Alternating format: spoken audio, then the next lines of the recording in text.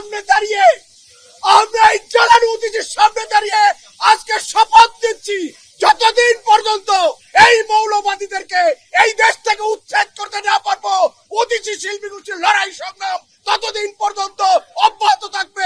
পৃথিবীর কোন শক্তি নাই অতিথি শিল্পী গোষ্ঠীকে এই লড়াই থেকে পিছপা করতে পারে। অবশ্যই আমরা পরবর্তীতে ব্যাপক কর্মসূচি গ্রহণ করবো। উদিচি শুধুমাত্র একা নয়, সাংস্কৃতিক গণতান্ত্রিক সাংস্কৃতিক ঐক্য আছে। সারা দেশের সমস্ত শিল্পী কর্মী এবং নির্যাতিত মজলুম শিল্পী কর্মীদেরকে সাথে নিয়ে আমরা মেহনতি মানুষকে সাথে নিয়ে আমরা সারা দেশে ব্যাপক আন্দোলন সংগ্রাম করে তুলব।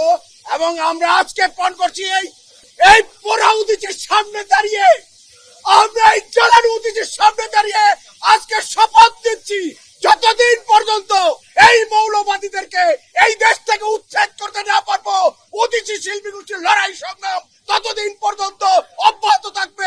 পৃথিবীর কোন শক্তি নাই অতিথি শিল্পী গোষ্ঠীকে এই লড়াই থেকে পিছপা করতে পারে। বিভিন্ন জায়গাতে আগুন লাগাচ্ছে, তারা তো ঘোষণা দিয়ে প্রকাশ্যে তাদের সামাজিক যোগাযোগ মাধ্যমে তারা নিজেরাই বলেছে যে তারা ছায়ানটে হামলা করতে চায়, তারা ওদিকে হামলা করতে চায়। এটা তো আর আমাদের বলার কিছু নাই, এটা তো পরিষ্কার যে তারা ঘোষণা দিয়ে লিখে পোস্ট দিয়ে সেই পোস্ট শেয়ার করে তারা জানিয়েছে। অতএব তারা, এবং কালকের থেকে তো এই ঘটনাগুলো চলছে। ছায়ানট উদিচির কথা বলা হয়েছে, ছায়ানটে ঘটনা হয়েছে, তার 24 ঘন্টা পরেও এখানে তো কোনো ব্যবস্থা নেওয়া হয়নি। প্রথম আলো ডেইলি স্টারে হামলা হওয়ার পরেও তো কোনো ব্যবস্থা নেওয়া হলো না। তাহলে আমরা কি ধরে নেব যে ওনারা চুপ করে সমর্থন জানাচ্ছে? অবশ্যই সরকারকে নিতে হবে, অবশ্যই।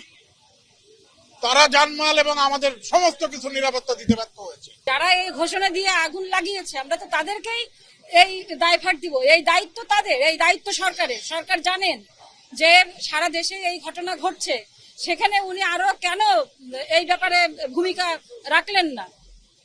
ওনারই তো এই ব্যাপারে ভূমিকা রাখার দরকার ছিল, খুবই জরুরি ছিল যে এটাকেও এই পরিস্থিতিকে সামাল দেওয়ার, কিন্তু সেখানে উনি ব্যর্থ।